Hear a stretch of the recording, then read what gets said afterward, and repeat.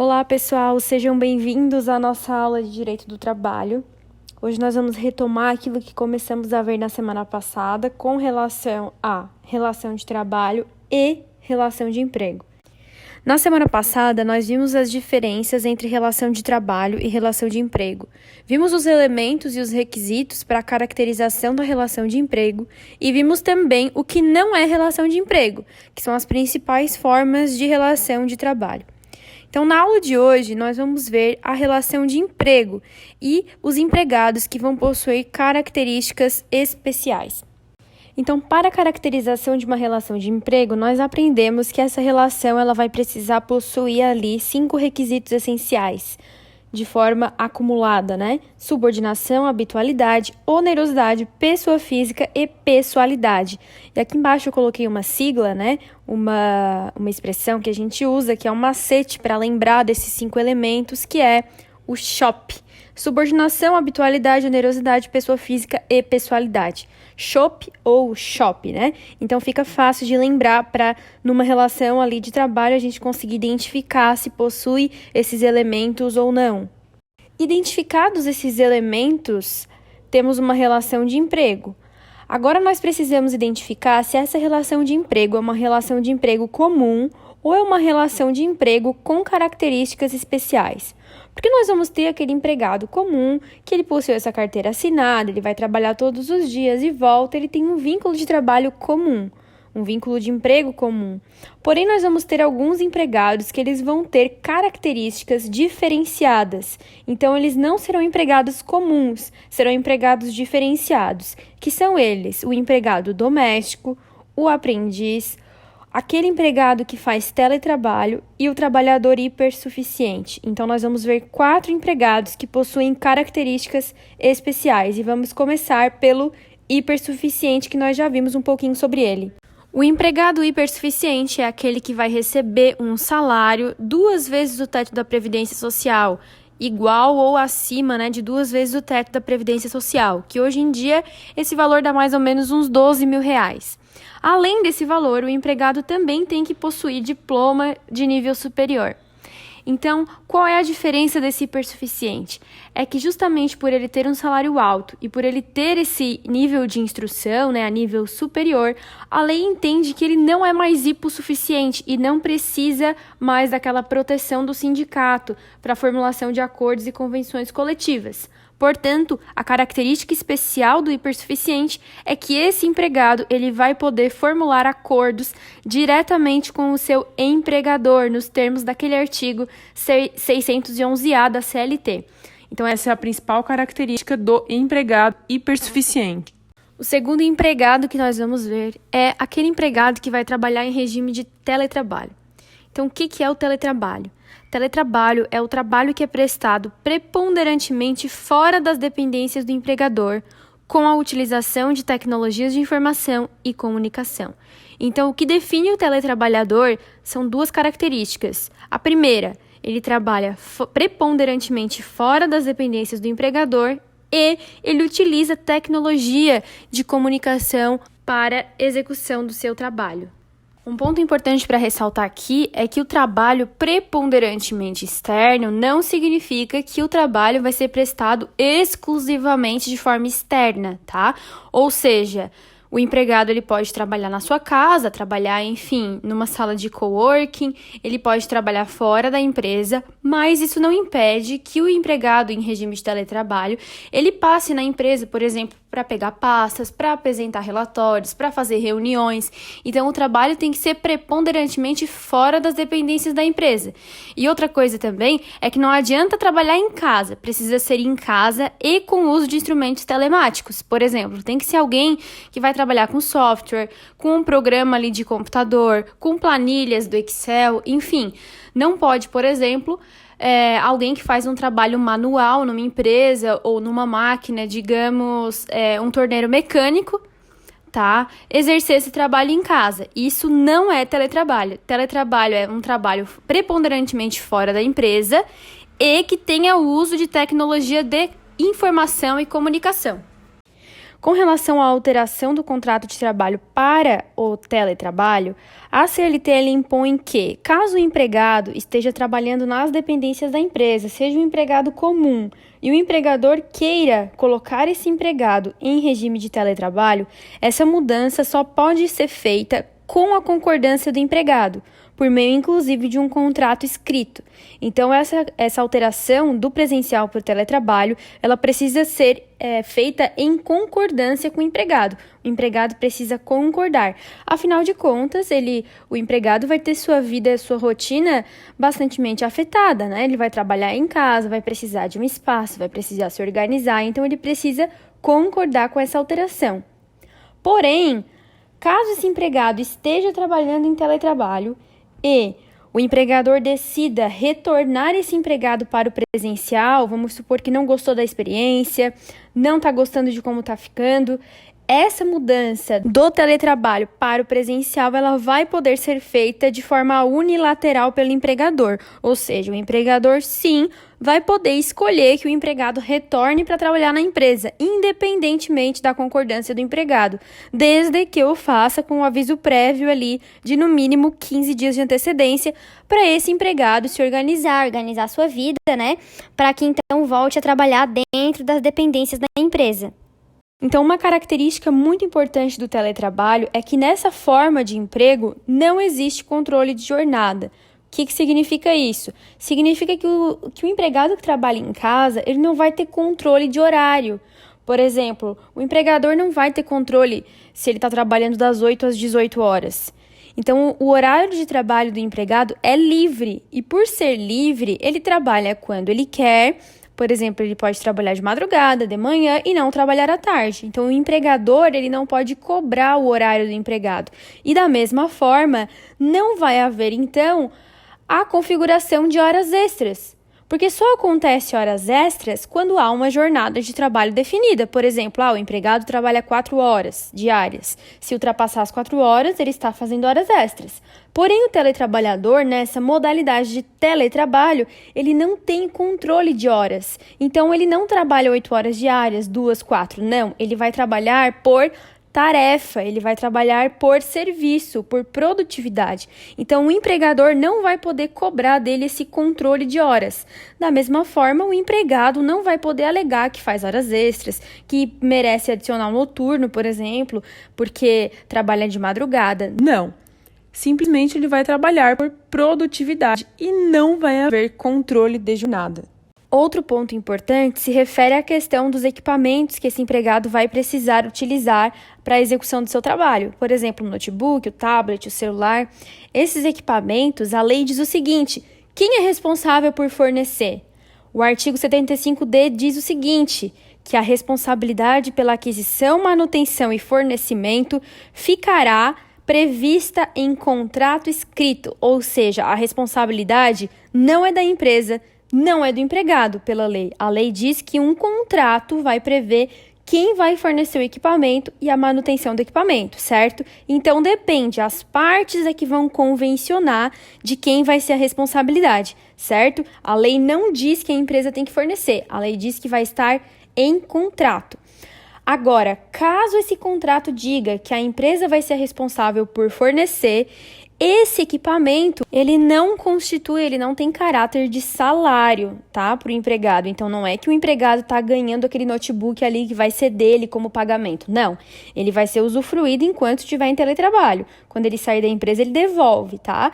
Esses equipamentos, essas utilidades, né, não são salário, são bens fornecidos para a execução do trabalho. Ou seja, para o empregado trabalhar, ele precisa do tablet. Então, a empresa fornece o tablet, porém, o tablet continua sendo da empresa e não daquele empregado.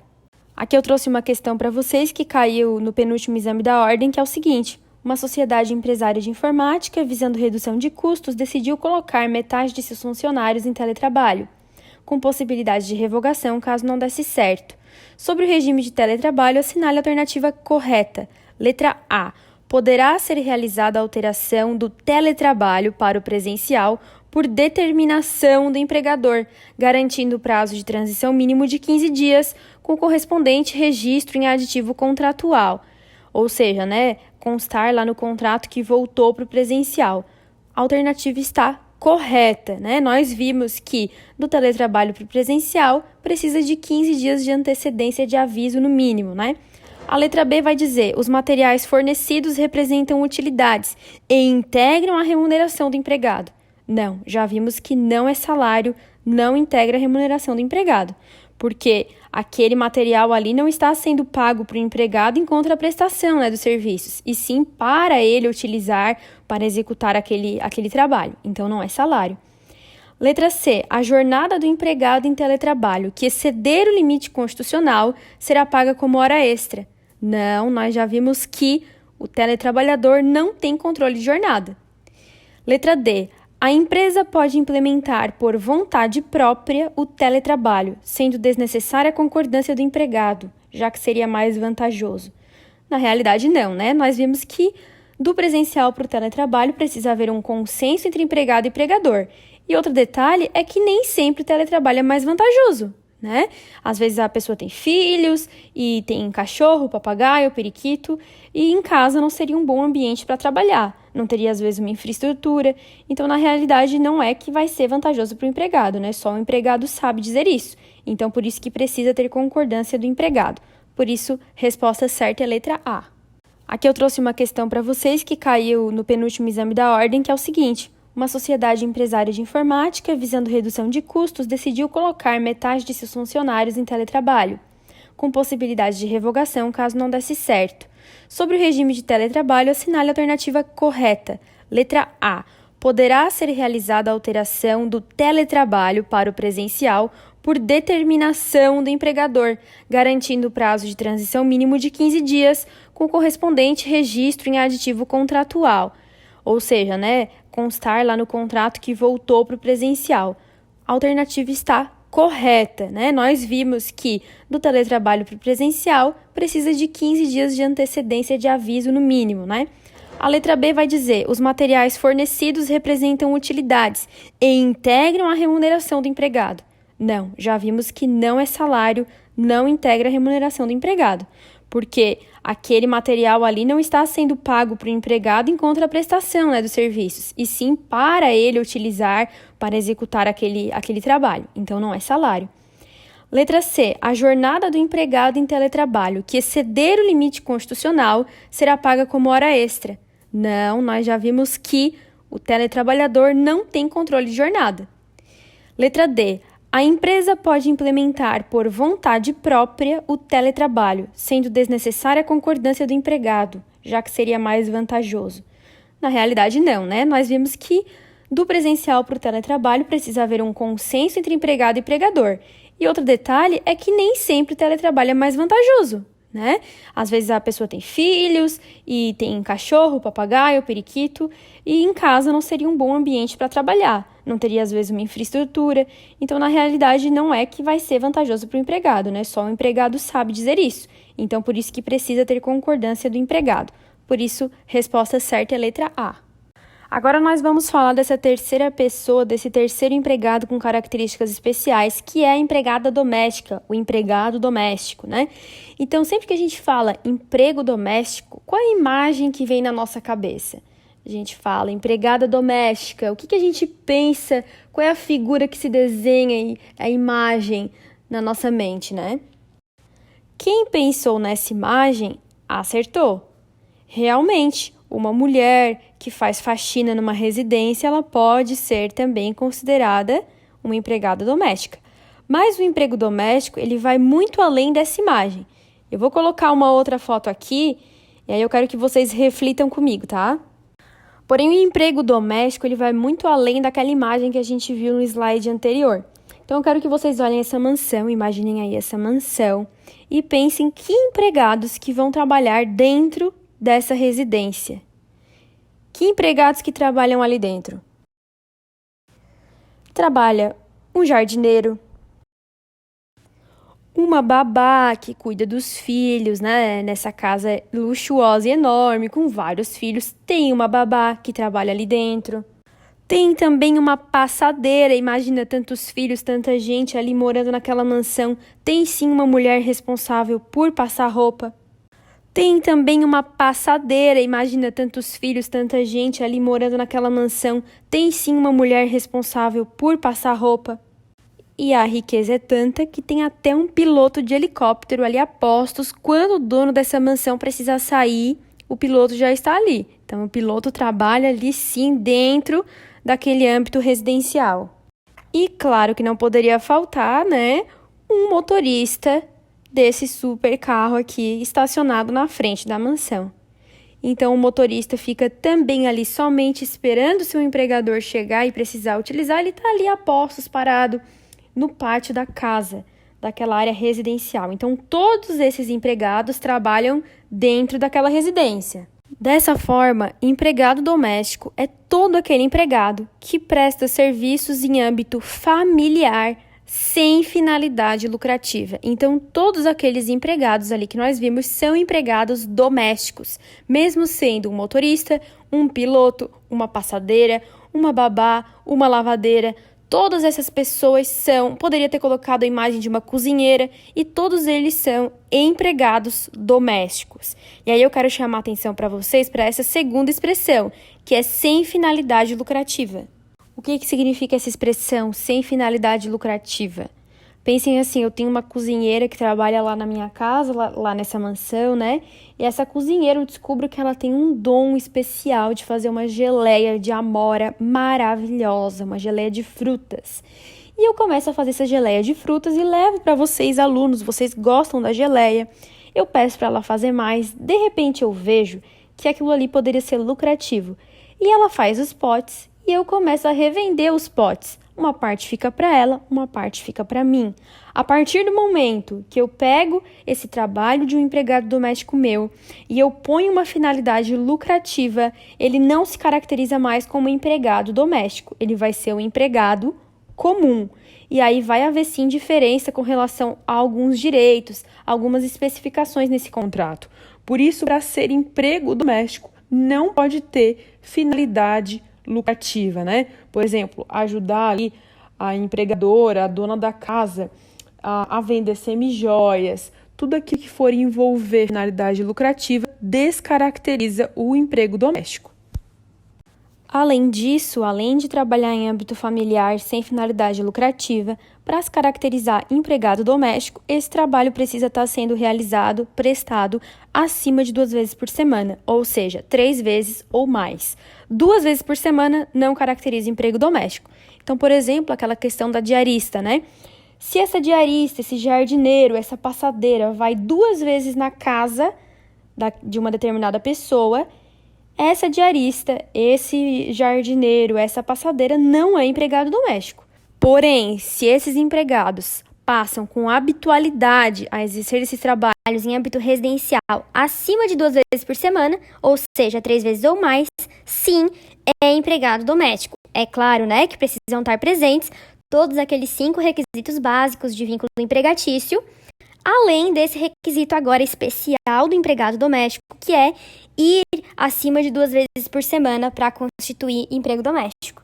Com relação aos direitos do empregado doméstico, ele vai ter todos os direitos garantidos, como licença maternidade, aposentadoria, férias, 13º, tudo como o empregado comum.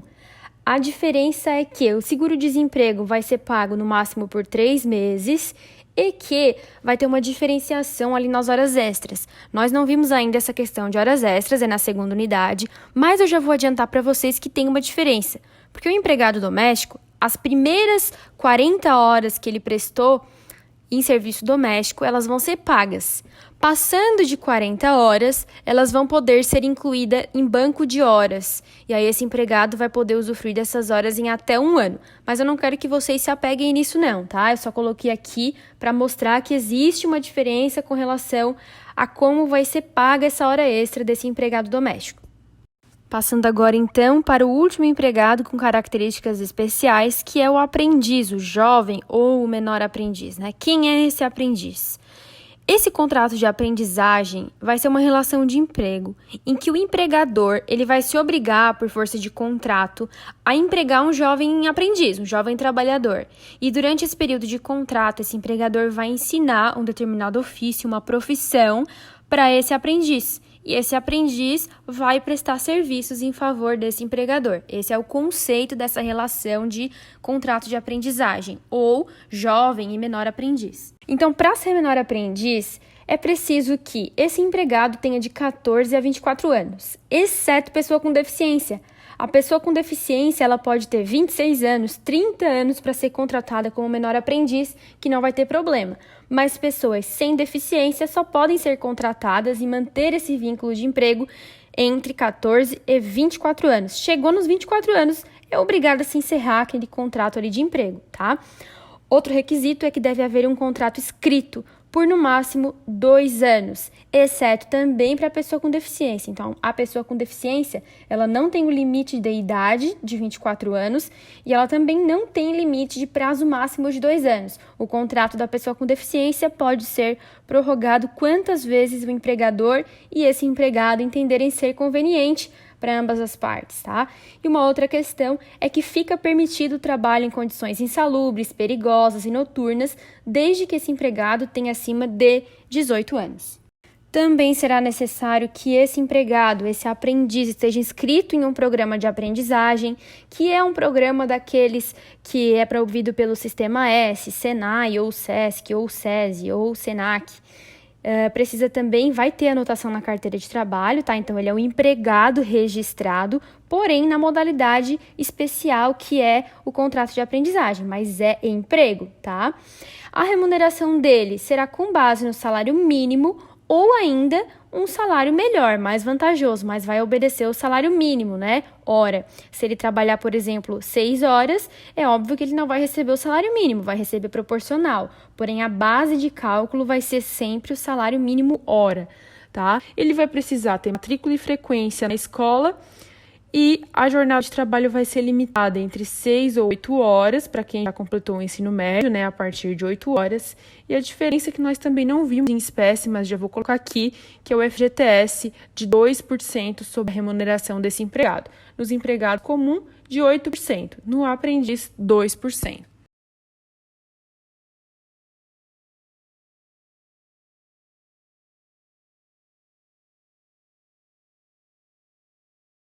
Então, agora que nós já vimos esses empregados com características especiais, nós vamos ver rapidinho aqui as figuras do empregador.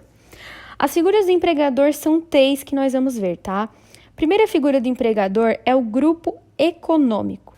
O parágrafo 3º do artigo 2º da CLT vai explicar pra gente o que é grupo econômico. Tá lá, demonstração de interesse integrado, comunhão de interesse e atuação conjunta de empresas. Então, é preciso ter os mesmos sócios, é preciso ter a mesma atuação no mesmo ramo da empresa, uma atuação conjunta. O que é essa atuação conjunta? É o mesmo carro, é o mesmo caminhão que leva os produtos de uma ou de outra empresa. Às vezes a nota é lançada por uma ou pela outra empresa, porque elas pertencem ao mesmo grupo econômico. É o caso da BRF, né? Que tem a Quali, que tem a Deline, coloquei ali a Sadia, tem também a Perdigão. Então, todas essas empresas são empresas autônomas, porém, elas têm os mesmos sócios. E, além disso, elas têm o mesmo ramo e têm comunhão de interesses. Isso constitui grupo econômico. E, para o direito do trabalho, qual é a relevância do grupo econômico? A relevância do grupo econômico é que este grupo, as empresas que compõem o grupo, elas possuem responsabilidade solidária, ou seja, caso o empregado tenha trabalhado na Sadia, essa responsabilidade solidária vai dizer que esse empregado pode ingressar com ação contra Sadia, Quali, Perdigão, qualquer uma dessas empresas, porque todas elas têm uma responsabilidade solidária, elas são irmãs e responsáveis entre si pelas obrigações trabalhistas, tá? Se uma não pagar, a outra paga, ou a outra paga. Não é uma responsabilidade subsidiária, tá? Ela é solidária. Qualquer uma delas pode pagar sem necessariamente haver uma ordem. Diferente acontece na sucessão de empresa. Sucessão de empresa, do direito empresarial, ela vai ocorrer quando uma empresa compra outra empresa. Então, quando isso acontece, nós temos que a empresa que comprou essa outra empresa, ela responde pelos ônus e bônus da compra, inclusive quanto aos créditos trabalhistas anteriores da compra. Por exemplo, tem a empresa metalúrgica A e a metalúrgica R, tá? A metalúrgica R comprou a metalúrgica A. Porém, a metalúrgica A, quando foi vendida, ela estava com um grande débito trabalhista. Ela estava devendo, muitos empregadores tinham entrado na justiça, ela estava também com rescisões para serem pagas de trabalhadores, enfim, vários débitos. Só que essa empresa que estava comprando a metalúrgica A, ela até fez o estudo e entendeu que valia a pena comprar a empresa mesmo assim. Ou ainda, ela esqueceu de analisar essas questões trabalhistas. Enfim, ela comprou a empresa. A partir do momento que uma empresa compra outra, essa empresa que comprou, que é a empresa sucessora, ela responde pelos ônus e os bônus da compra. Ou seja, a partir do momento que ela comprou essa metalúrgica a empresa que está comprando, ela vai ser responsável por pagar todos os débitos trabalhistas antes da compra e posteriores à compra. Anteriores e posteriores a essa compra. Depois a gente vai ver um exercício para verificar como que isso funciona de fato. Mas é exatamente assim. A empresa sucessora responde pelos ônus e os bônus. Comprou as dívidas trabalhistas e comprou também o lucro da empresa. Vem com o ponto bom e o ponto ruim. Nós vamos ter aqui apenas uma observação em caso tenha havido algum tipo de fraude por essa empresa que foi vendida, tá? Essa metalúrgica A, por exemplo, houve uma fraude aí na transferência, essa empresa vai responder solidariamente, ou seja, antes ela não ia responder de nada, né? Quem comprou que vai pagar esses débitos trabalhistas. Porém, se houve algum tipo de fraude, as duas empresas vão ser responsáveis por pagar esses débitos trabalhistas de forma também solidária. E aí nós vamos ter a última figura desse empregador, que é o sócio que se retira da sociedade. O sócio retirante de sociedade é aquele sócio que cansou, quer vender a parte dele, não quer mais ficar naquela sociedade e ele se retira da sociedade, ou ele é retirado, da sociedade. O sócio que se retira ou que é retirado da sociedade, ele continua respondendo subsidiariamente aos débitos trabalhistas por ainda 2 anos. Então, caso alguém entre com ação contra a empresa, a ordem de pagamento vai ser, primeiro, o CNPJ da empresa, os bens da empresa, o faturamento da empresa, depois, os sócios atuais, quando chegar o processo lá na fase de execução, e por último, subsidiariamente, esse sócio que se retirou da empresa, ele vai, então, por 2 anos ser responsável ali, subsidiário, caso a empresa não pague. Caso os sócios não paguem, esse carinha que se retirou, ele vai poder ser responsabilizado ali por pagar esses débitos trabalhistas, tá?